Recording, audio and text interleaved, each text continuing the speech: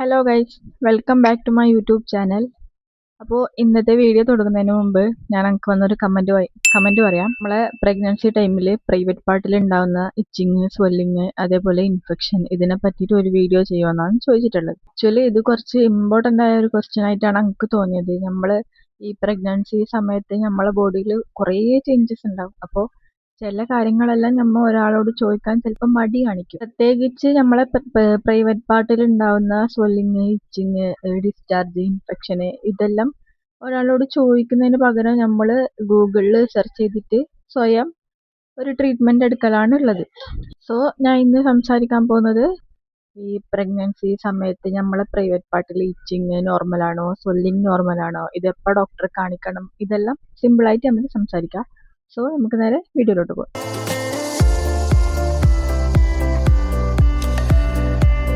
ഒരു കാര്യം ഞാൻ ആദ്യം തന്നെ പറയാം, ഞാനൊരു ഡോക്ടറല്ല. ഞാൻ ഈ വീഡിയോ ചെയ്യുന്നത് ഒരു ജനറൽ അവയർനെസ്സിന് വേണ്ടിയിട്ട് മാത്രമാണ്. പ്രഗ്നൻസി ആയതുകൊണ്ട് തന്നെ നിങ്ങൾക്ക് ഇതുപോലുള്ള സിംറ്റംസ് എന്തെങ്കിലും ഉണ്ടെങ്കിൽ നിങ്ങൾ കാണിക്കുന്നുള്ള ഗൈനക്കോളജിസ്റ്റിനെ തന്നെ കാണിക്കുന്നതാണ് ഏറ്റവും സേഫ്. സോ ആദ്യം സ്വെല്ലിങ്ങിനെ പറ്റി പറയാം. നമ്മളെ പ്രഗ്നൻസി ടൈമിൽ ഈസ്ട്രോജൻ, പ്രൊജസ്ട്രോൺ പോലുള്ള ഹോർമോൺസ് കൂടുകയും വജൈനൽ ഏരിയയിലേക്ക് ബ്ലഡ് ഫ്ലോ കൂടുകയും ചെയ്യും. അതുകൊണ്ട് നമ്മളെ പുറത്തുള്ള പ്രൈവറ്റ് ഏരിയ കുറച്ച് സ്വെല്ലനായി തോന്നാൻ ചാൻസ് ഉണ്ട്. ഇത് പല പ്രഗ്നൻസി വുമൻസിലും കാണുന്ന ഒരു നോർമൽ ചേഞ്ച് ആണ്. പിന്നെ ഈ പ്രഗ്നൻസി മുന്നോട്ട് പോകുമ്പോൾ യൂട്രസിന്റെ പ്രഷർ കാരണം പെൽവിക് ഏരിയയിലും മാറ്റങ്ങൾ ഉണ്ടാവും. പെൽവിക് ഏരിയയിലെ ബ്ലഡ് ഫ്ലോയിലും മാറ്റങ്ങൾ ഉണ്ടാവും. സോ നമ്മുടെ പ്രൈവറ്റ് ഏരിയയിൽ സ്വെല്ലിങ്സ് പോലുള്ള സെൻസേഷൻ, അതുപോലെ ബേണിങ്, ഇതുപോലുള്ള ചെറിയ മാറ്റങ്ങൾ തോന്നും. പക്ഷേ ഈ സ്വെല്ലിങ് പെട്ടെന്ന് കൂടുകയോ റെഡ്നെസ് ഉണ്ടാവുക, ഫീവർ ഉണ്ടാവുക, പിന്നെ സെവയർ പെയിൻ ഉണ്ടാവുക, ഇങ്ങനെ എന്തെങ്കിലും മാറ്റങ്ങൾ സംഭവിച്ചാൽ അത് നോർമൽ പ്രഗ്നൻസി ചേഞ്ച് ആണെന്ന് പറഞ്ഞിട്ട് ഒരിക്കലും ഇഗ്നോർ ചെയ്യരുത്. നിങ്ങളെ കാണിക്കുന്ന ഡോക്ടറെ കാണിക്കണം. ഇനി ഞാൻ പറയാൻ പോകുന്നത് പ്രഗ്നൻസി ആയാൽ നമ്മൾ പ്രൈവറ്റ് പാർട്ടിൽ ഉണ്ടാകുന്ന ഇച്ചിങ് എന്തുകൊണ്ടാണെന്നാണ്. അതിന് ഒറ്റ കാരണം മാത്രമല്ല ഉള്ളത്. പ്രഗ്നൻസിയിൽ നമ്മളെ ഹോർമോണൽ ചേഞ്ചും വജൈനൽ എൻവിറോൺമെന്റിലെ ബാക്ടീരിയ ബാലൻസ് മാറുന്നതും ചില വജൈനൽ ഇൻഫെക്ഷൻസ് കൂടുതൽ കോമൺ ആകും.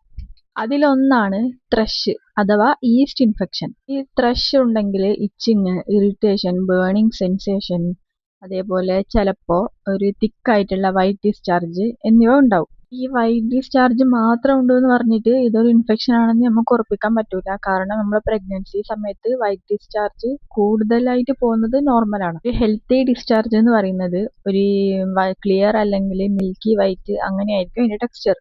അതുകൊണ്ട് ഡിസ്ചാർജ് കുറച്ച് കൂടി എന്ന് പറഞ്ഞിട്ട് ടെൻഷൻ അടിക്കേണ്ട കാര്യമില്ല. ഈ ഡിസ്ചാർജിന്റെ കളർ മാറുവോ, സ്മെല്ല് മാറുവോ, ഇച്ചിങ് അല്ലെങ്കിൽ സോർനെസ് ഉണ്ടാവുകയോ ചെയ്താൽ ശ്രദ്ധിക്കണം. അഥവാ നമുക്ക് ഇൻഫെക്ഷൻ എന്തെങ്കിലും ഉണ്ടെങ്കിൽ എങ്ങനെ മനസ്സിലാക്കാന്ന് പറയാം.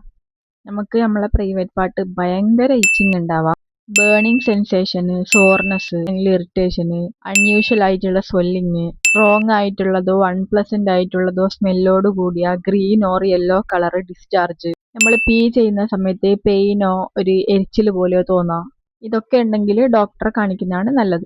എന്തെങ്കിലും സിംറ്റംസ് ഉണ്ടെങ്കിൽ അപ്പം തന്നെ പോയിട്ട് റാൻഡം ആയിട്ട് ക്രീം തേക്കുക അല്ലെങ്കിൽ എന്തെങ്കിലും മെഡിസിൻ സ്വന്തമായിട്ട് ഉപയോഗിക്കുന്നതിനെക്കാട്ടി നല്ലത് നിങ്ങൾ ഡോക്ടറെ കാണിച്ച് തന്നെ നിങ്ങൾ മരുന്ന് എടുക്കുക. പ്രത്യേകിച്ച് പ്രഗ്നൻസി ആയതുകൊണ്ട് എന്തെങ്കിലും ഒരു മെഡിക്കേഷന് സ്വന്തമായിട്ട് എടുക്കുന്നതിന് മുമ്പ് നിങ്ങളെ ഡോക്ടറെ കാണിക്കുന്നതാണ് ഏറ്റവും നല്ലത്. പിന്നെ പറയാനുള്ളത്, നമ്മളെ പ്രൈവറ്റ് ഏരിയ എപ്പോഴും നല്ല ഹൈജീൻ ആയിട്ട് വെക്കുക. ഭയങ്കര ഹാർഷ് ആയിട്ടുള്ള സോപ്പെല്ലാം ഒഴിവാക്കുക. പെർഫ്യൂംഡ് ഇന്റിമേറ്റ് വാഷസ്, സ്കെൻഡഡ് ആയിട്ടുള്ള വൈപ്സ്, ഡിയോഡ്രന്റ് ഇതെല്ലാം അവോയ്ഡ് ചെയ്യുന്നതാണ് ഏറ്റവും നല്ലത്. പിന്നെ ലൂസായിട്ട് നമുക്ക് കംഫർട്ടബിൾ ആയിട്ട് ഇടാൻ പറ്റിയ കോട്ടൺ പാൻറ്റീസ് എല്ലാം ഉപയോഗിക്കുക. പിന്നെ പ്രൈവറ്റ് ഏരിയ എപ്പോഴും നല്ല ഡ്രൈ ആയിട്ട് സൂക്ഷിക്കുക.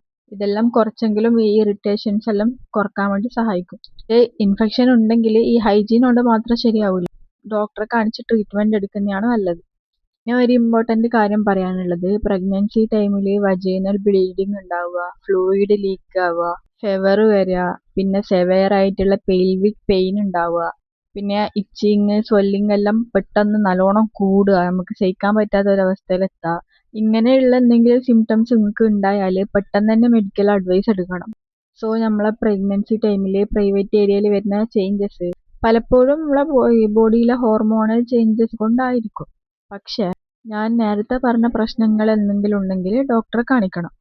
സോ നിങ്ങൾക്ക് പ്രഗ്നൻസി റിലേറ്റഡ് എന്തെങ്കിലും ഡൗട്ട് ഉണ്ടെങ്കിൽ നിങ്ങൾക്ക് കമൻറ്റ് ചെയ്യാം. ഞാൻ എൻ്റെ ഒരു എക്സ്പീരിയൻസും പൊതുവായ ഒരു അറിവും വെച്ചിട്ട് വീഡിയോ ചെയ്യാൻ ശ്രമിക്കുന്നതായിരിക്കും. അപ്പോൾ ഈ വീഡിയോ ഒരു പ്രഗ്നന്റ് വുമണിന് യൂസ്ഫുൾ ആയിരിക്കും എന്ന് തോന്നുന്നുണ്ടെങ്കിൽ ഇത് അവർക്ക് ഷെയർ ചെയ്ത് കൊടുക്കുക. അപ്പോൾ വീഡിയോ ഇഷ്ടപ്പെട്ടാൽ ലൈക്ക് ചെയ്യുക. ഇതുപോലുള്ള പ്രഗ്നൻസി മദർഹുഡ് വീഡിയോസ് കാണാൻ നിങ്ങൾക്ക് ഇഷ്ടമാണെങ്കിൽ ചാനൽ മറക്കാണ്ട് സബ്സ്ക്രൈബ് ചെയ്യുക. അപ്പോൾ അടുത്തൊരു വീഡിയോ ആയിട്ട് വരുന്നവരേക്കും ബൈ.